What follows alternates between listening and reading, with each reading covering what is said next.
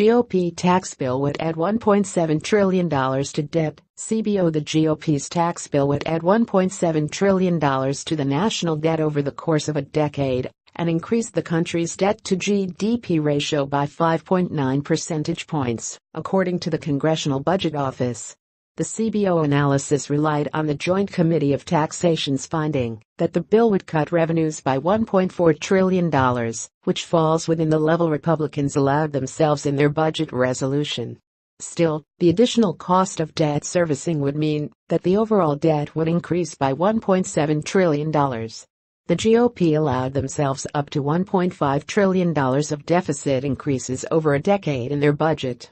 Despite the additional costs of servicing debt, the tax plan stays within the bounds, which means Republicans will still be able to pass the bill through budget reconciliation, a procedure that only requires a simple majority to pass in the Senate.